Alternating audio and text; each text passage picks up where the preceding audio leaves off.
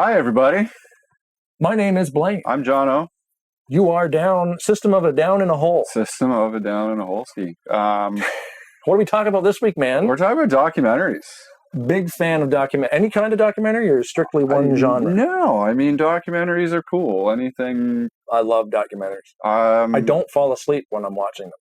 No, I've realized the same thing. I watched a really interesting one on Crave the other day. And we're going to talk about that after the intro. Yeah, buddy. He almost forgot. Whoops. Oh, if you want to follow the show, subscribe, ding the bell, and give us one of these. That's it. You are down in the System of a Down in a Hole. Yeah.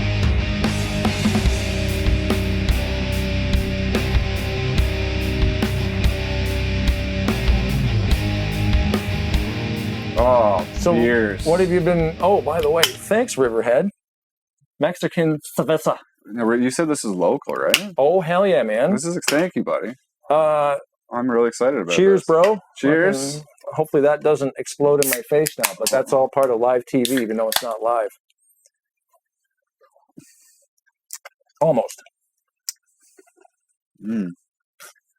That's tasty. That is tasty.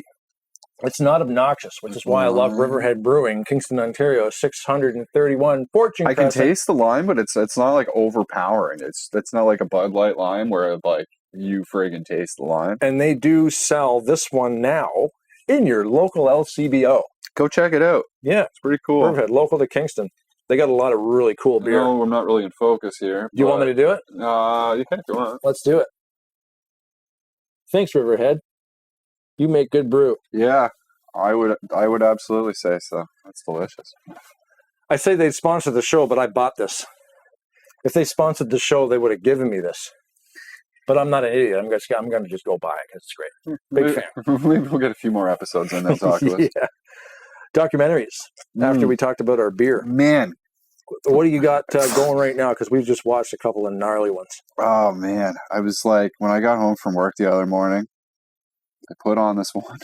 I can't. I have to look up the title again. I could in a second. But it's on Crave, and it basically has to do with the Cannibal Cop. Okay. So basically this police on Crave. Yeah. Is that a pay service? If you have like a certain Bell package, no. But yeah, it is a paid service. Oh, I think I've heard about that, yeah. But this, like, it's all about this New York City cop that basically had some sick and twisted fantasies and got online and started posting about them in chat rooms and had all these, was making... Legit cannibal? Like, yeah, killing people and eating them? But, nothing ever happened. Oh. Like, he never actually did any of it. Oh. But he talked about it. Thanks for listening. That was exciting. He talked about it in an online... Like a forum. Okay. And they basically took... There's like a cannibal chat room. I guess it's the internet, man. Like in this documentary, they actually show like on screen exactly what he was saying, descriptions of what he wanted to do. I don't really want to go into detail because it's pretty effed up. Yeah. But if you got like an hour and a half, it's a pretty good documentary. And like they interview like Cop himself. You kind of see, you really see both sides of what happened. But it's crazy to think. Did he lose his job? Oh, yeah. Yeah, I would have hoped so, yeah. Did he arrest himself? Probably not. No, so like I guess like one time he looked up some woman's information in the police system. Oh, he's using the database. Yeah, but I mean, realistically, I'm sure, this is a grand assumption, but like, this guy can't be the only cop doing that. There's got to be dudes and female cops that are looking up people just randomly because they can. You know what I mean? It's like, there. If I had the ability, like, hell yeah, I'd do it. Yeah, like you need hey, bro, can you run a plate? Like, you could do that anywhere. So Or maybe your sister starts dating a guy, run his name. It's just would be an honest, I could see that totally happening. Is that abusing the system? Probably not. But it sounds like that. I'm pretty sure, like, for something like that, give him a suspension or some shit. You know what I mean? Yeah. Like, don't use company. And prior to, like, if like, there were certain messages where he would even say, "This is fantasy. This isn't real." what, but I guess there were 3 conversations in which he didn't say this is fantasy. So because of those 3 conversations, Yeah. they fucking nailed him, dude. Like, Wow. but so yeah, That's and a weird fantasy to have. it is. It absolutely, like, I'm not like, it's messed up, man. Yeah. He needed help, but instead of like someone saying, "Hey, that's really messed up.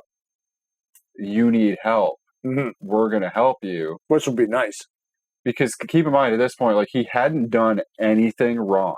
Yeah. He hadn't So it's like instilled fear into anybody. He hadn't hurt anybody. Like, he was spewing some shit online because he's weird and he was bored. But instead of someone saying, "Hey," I mean, his wife found some shit and turned him in, basically. But instead of someone saying, "Hey, like, you're effed up, we're going to help you," like, yeah, like, what's they going on, buddy? totally derailed this guy's entire life. I'm not playing either side of the fence. Like, it is what it is. Yeah. But, like, It is weird why they kind of sat back and sort of let it fester cancel culture's real, bro. to the point where it wrecked, like you said, it wrecked the guy's career and his life, and where he probably could have just got some help for it. Yeah. Nip it in the bud. But, like, he was talking about doing some really disgusting, nasty shit. Yeah. Like, which, yes, not good. But I mean, I believe when they convicted him, he was going away for. What did they convict him of? If you said that he didn't do anything. Oh, it was like conspiracy to, like. Oh, I see. So there was a whole lot of conspiracy related stuff in terms of kidnapping. Yeah. It's like they're almost, like you said, they let it. It's almost like it sounds a little bit like blackmail. It's weird. It's a really good documentary though. Like, and you don't know what it's called. Something about hold on. Check it out. You do your thing. I'm gonna look it up. I just thought of one that we watched. I believe it's on Netflix, called Fear City. Haven't seen it?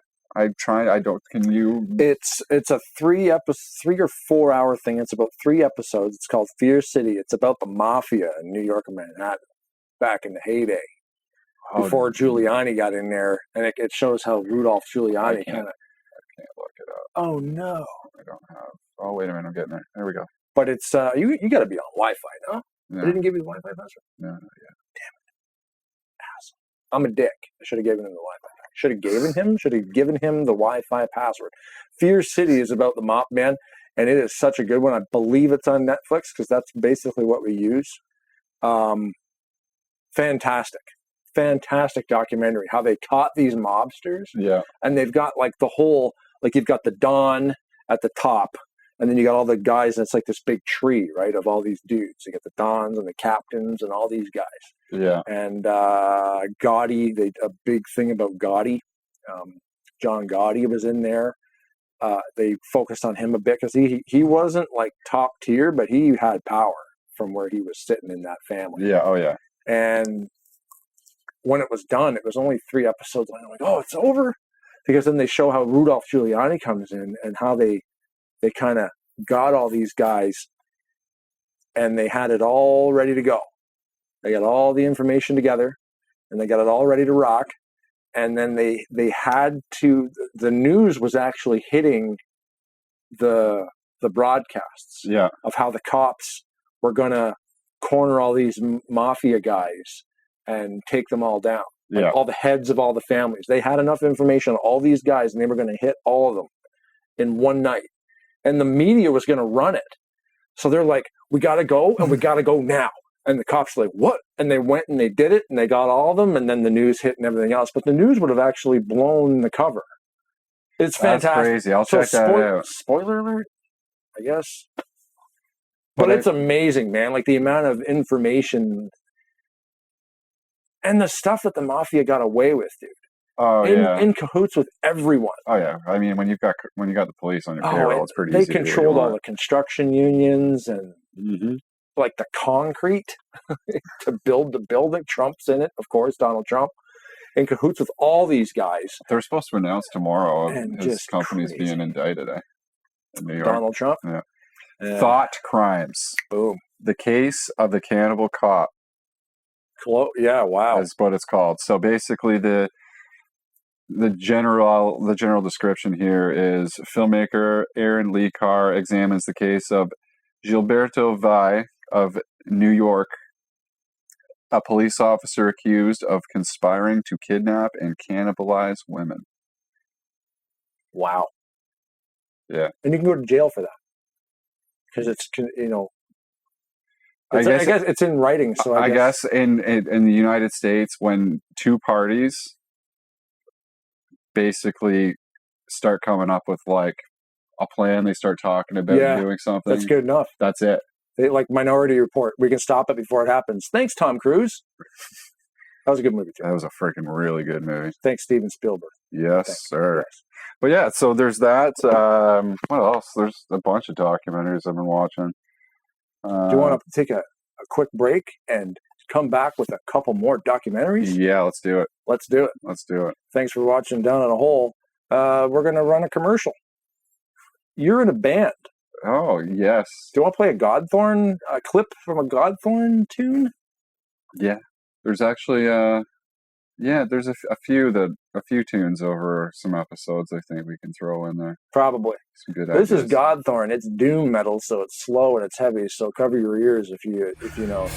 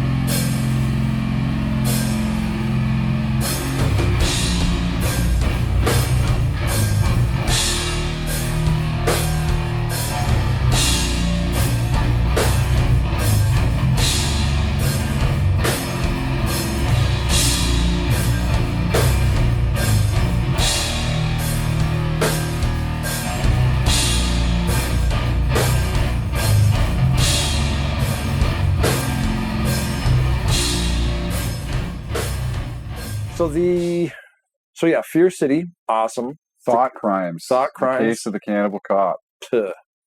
What else you got? Craziness. Sound City's on YouTube for free. Oh, the Sound City one's really good. Yeah. That's a really good I think one. we've both seen that one. We're big music guys. Yeah. The Dave Grohl one where they got I can't remember the engineer's name who made that board. There's actually a really We really do our research when we start talking about stuff. But Sound City is an amazing documentary. The place was a dump, but it just had a vibe. There was the scene where so many bands. When Corey in that documentary, Corey Taylor of Slipknot recorded a song, and he came out of the room, and Butch Vig, I believe, was the producer sitting behind the board. That's Nirvana's producer. The board, yeah. He's also, I think, the bass player in Garbage. Butch Vig played bass in Garbage? I believe so. I just knew him from producing grunge. Yeah, no, he was like Nirvana specifically. I don't know what else he really did. Yeah, no, I know he did Nevermind. That's how I know his name. I'm gonna look this shit up. But anyway, so Corey Taylor comes out of the booth, and Butch Vig's on the board. He's on the board, and he's like, "Was my enunciation okay? Like, was I doing like?" There are so many bands. Okay. So many bands that I hear. I mean, I try not to listen to the radio as much as possible. Yeah. But there are certain bands, and man, like, you can't even tell what they're saying half the time because they're not enunciating their words properly. They're just, it's lazy. So Corey wants to make sure that you can actually hear when you are listening to him, you can hear what he is saying. Yeah. Like I just a lot of bands are fucking lazy nowadays. That's cool that he actually may have been aware that he may have slurred some words. Yeah. Yeah. Sound City's a good one. And it is free on YouTube. I watched it again last week. That's a great one. If you like music documentaries. Yeah, I think I watched it on TV like quite a while ago. Yeah, I did too. I saw it somewhere advertised. Yeah. Probably rented it on YouTube because I know that's a thing now. I've done that a few times. Oh, my apologies. It's not bass. The drummer for Garbage. Butch Vig plays drums for Garbage. Yeah. Wow. What other documentaries you got? Oh, man. We both love Sound City, so you should watch that for sure. There was a really good one, actually, I watched on Clapton. That was on Crave as well. I mean, Netflix, I mean, their documentaries are fantastic. I really had a lot of fun with, I mean, this was probably a couple of years ago. What the hell was the name of it? Had to do with like a big beach festival on an island. The Fire Fest. Oh, maybe not. It is ludicrous, but it is well worth a watch. Fire Fest? It was basically like this guy, I can't remember what the hell his name is, but this guy like Ja Rule and like all these famous people, these like social guys. media, mostly social media influencers. They were trying to put on this because that's a fancy ass festival where like you paid like thousands and thousands and thousands of dollars for a ticket, and they promised you that like you'd fly in there like on a private jet, and you'd all these like 5-star accommodations. Meanwhile, it sounds like a failure. Man, on epic proportions. Yeah. So like it's when I used to work at Stars in the mall. Okay. Like when I worked, Stars is a. They sell suits and stuff. Great place. Yeah. But so one night at work, I'm watching this documentary, right? Oh God! Because I mean, there were nights where literally, like you. Well, yeah. Unless it's prom, you got some time to kill.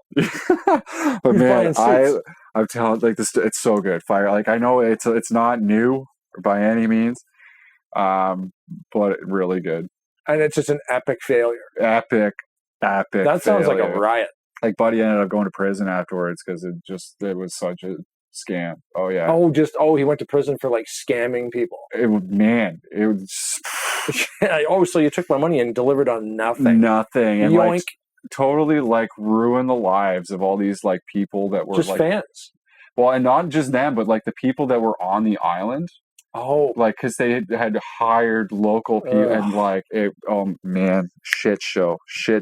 Watch it. I just really good. Thought of one that you need to watch. What's that? So Shelly's ex, Dave, awesome dude. Text him all the time. He texted me last week. We're just sitting around the couch. He goes, "You watch Wacken?" And I'm like, yeah, I mean, Typo Negative played Wacken. Every fucking heavy metal band played Wacken. It's the biggest heavy metal festival on planet Earth. Wacken Open Air, right? So I'm like, what do you mean? He said, it's a documentary on Prime, and it's just called Wacken. And these people, they did a documentary of Wacken. They go there and they talk to the people that go, and some guys have been going every day, like every year for the last 20-something years. If you're into metal, it's legit. It's fantastic. There's best heavy metal festival on Earth, worst weather. Yeah, some of the best live concert footage. Hips in mud. Oh yeah, some of the best live concert footage you will see on YouTube is from Wacken. Yeah, and they were talking to this one girl. She came all the way from like Taiwan, and like here's this little, she's got her little backpack on. She's got her big heavy metal strapped up boots and stuff. She's just walking through. She's like, I'm just looking for my friends. And they hooked up with her. They follow her around through this place. And she's like, it's my third time being here. And she's trying to talk to a guy who's like lives in Germany. Yeah. And she's like, how many times have you come here? He's like, I've been here since Thursday. No, how many times? Like there's that language barrier where she's like from Asia. Well, that's the great thing about metal, man, is that is acceptable. But yeah, and then they ended up becoming friends, even though they can't really talk to each other because she knows English pretty good. Yeah. And he kind of knew it a little bit, but he was mixing his German in there. And it was just cool to see the people. And, some people are assholes and a lot of people are cool. And the bands just never stop. Yeah. It's like a 3 or 4 day festival. And it comes into Wacken. Yeah. And it's this village with nobody. Yeah. And they get an aerial shot of this place. And there's hundreds of thousands of people. And it probably takes them a month to set it up. and it's just metalheads, man. Yeah, it's awesome. And it's such a good documentary because it's right down in there.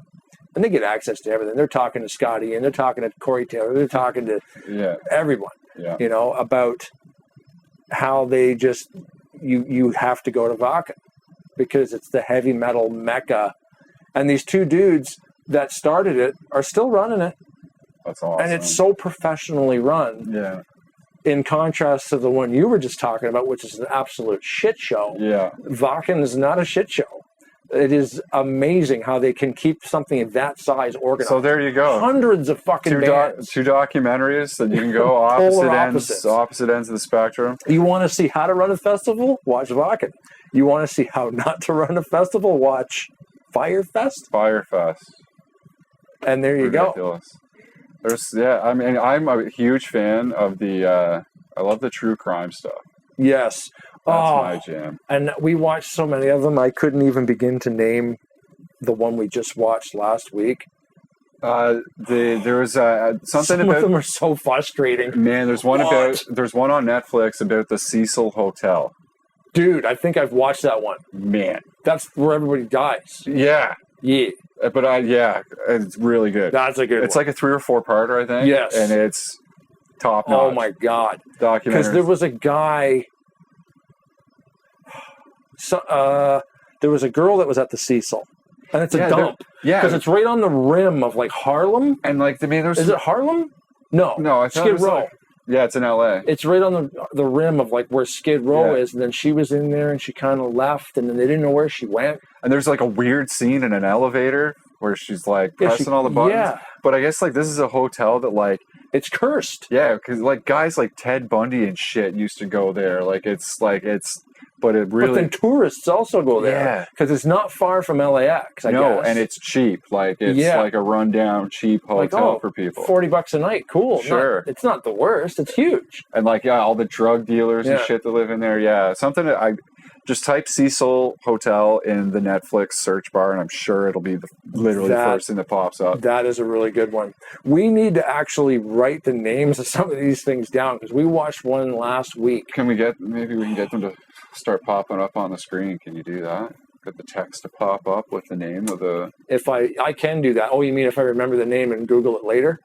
Is that what you mean? Like, well, I can figure out these names and send them to you, but whatever. Yeah, but we can also do more episodes on this as well. I think we're good.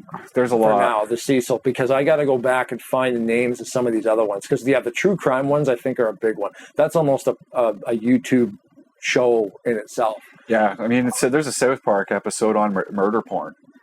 Oh, which really? Is when basically all the parents of all the kids just get into like CSI and Law and Order and shit. There's a lot of those shows are so good. But then the real Forensic Files and all these kind of shows. Oh, that was my go-to for years to fall asleep at night. I mean, that was before I started working nights. I just love listening to that guy's voice. Yes. I don't know his name. Peter Thomas. Is it Peter Thomas? Yeah. There you go. Down in the hole. That's why. I'm like, Peter Thomas, your voice, I love it. It's like the record. I'm like, oh, dude, that's the guy that narrates the A&E show about historic crime stuff. You're talking about true crime. Just before we wrap this up, Shelly starts watching this lady on YouTube. Yeah. Bailey Sarian, right? Okay. She's a makeup girl. Whatever. No. She's amazing. You should actually watch her. She does her makeup, but she talks about true crime stuff. And she's uncensored and everything else. She's fucking interesting. She's hilarious, and she'll come on like looking like she just got out of bed, but then she'll do herself up while she's telling these stories about this crazy shit. Yeah. Carla Homolka, Paul Bernardo, all that stuff. And then by the time the video is over, she's got her rig she's all done. But we'll definitely get into more of them, brother. I think so. Wait, we'll just do that one more time. But yeah, you should check her out. She's pretty awesome. But anyway, that is Down in a Hole. And you have been watching the episode that we were talking about documentaries. And I do believe it's pretty fun. It's quite possible we need to do more like that because documentaries. I'm a big fan. That was a good call on that one. Kind of came out of left field for me, but I think we brought the pain. Documentaries are the best. Yeah. I mean, I know like wrestling's a theme that seems to come up on the show every now and again. A&E ran a series of wicked ones if you want to check them out. Yeah, what was that called? Well, they were just like it was just like a series. I believe it was 8. So for like 2 months in a row, every Sunday they played like Roddy Piper had one, Macho Man had one, Steve Austin, Mick Foley, Bret Hart. Bret Hart's, man, I always remember the documentary Bret Hart did years ago. What was it called? He had one a long time ago. Oh, there was a few. The Dark Side of the Ring. Or Beyond the Map. Beyond the Map with Bret Hart. It was about. It was awesome. Yeah, and it was not before Owen died, I believe. Yeah, Owen died a couple years after that. But anyway. But yeah, it's really, really good ones. Yeah, really good ones. I think people should possibly follow our channel. That would be awesome. Please. And I like the bell. Actually, I was giving you shit about the bell. I'll ring the bell and do the thumbs up. The bell's cool because if you click the bell, then when we bring out our episodes every Thursday, sends you a text. You literally get a notification that says, "Hey, our show's going right now." And right now we're you've probably noticed, but the Thursdays at 6 p.m. is when I'm launching them. And then if I get extra ones, I'm going to put them in there earlier. But I think Thursday nights at 6 p.m. Eastern Standard Time is probably a good way to start. I think so. And then any extra ones, hey, if you have clicked the bell, you'll get a little text message on your cell phone device, and you will know that we have done something. And yeah, if you do that and you hit the like, that lets YouTube know that we're doing okay. They like to see that. And they'll send us like $3 at the end of the year. And I'll give you $1.50 because this is split in half. Because there's 2 of us. Oh man, what would I do with that? So many 5-cent candies. You couldn't buy one of these. These are $3.05. But I mean, well worth the $3.05, I would say, because they're delicious. Like, subscribe, YouTube stuff down in the hole. My name was Blaine. Mine, maybe Jono. Maybe you watch us again sometime. Hell yeah. Outro music provided by Street Brothel. Thanks, man.